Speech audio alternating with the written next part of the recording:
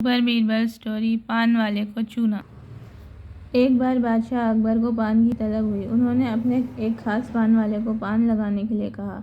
उसने पान बनाकर बादशाह को दे दिया। बादशाह ने चुपचाप पान खाया और उस पान वाले को अगले दिन आधा किलो चूना दरबार में लाने को कहा। वह नहीं जानता था कि बादशाह ने उसे ऐसा क्यों कहा। वह चुपचाप चूना लेने बाजार चला गया। उसने दुकानदार से आधा किलो चूना मांगा। दुकानदार ने उससे पूछा, कितना चूना क्यों खरीद रहे हो? उसने बताया कि किस तरह उसने बादशाह को पान दिया था। दुकानदार को समझते देर न लगी कि कुछ गड़बड़ है। उसने पान वाले को समझाया कि दरबार में चूना लेकर जाने से पहले बहुत सारा घी पी कर जाना। उसने सलाह मानकर वैसा ही किया और दरबार में जाने से पहले खूब सारा घी पी लिया। दरबार में पहुंचने पर बादशाह ने उसे सारा चूना खाने को कहा।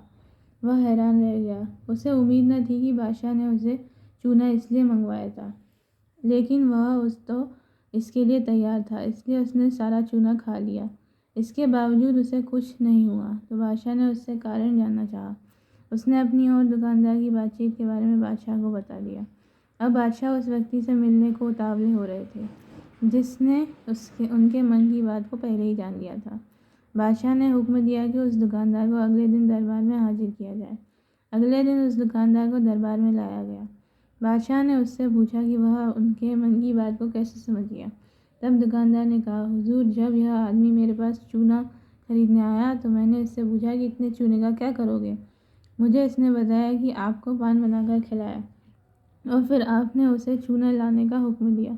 तब मुझे समझते देर न लगी कि ज़रूर गलती से इसने पान में चूना थोड़ा ज़्यादा लगा दिया होगा, जिससे बादशाह के मुंह में छाले हो गए होंगे, और इसी का एहसास करवाने के लिए आपने इससे चूना मंगाया।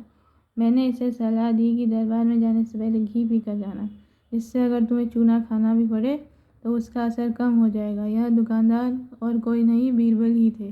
धन्यवाद।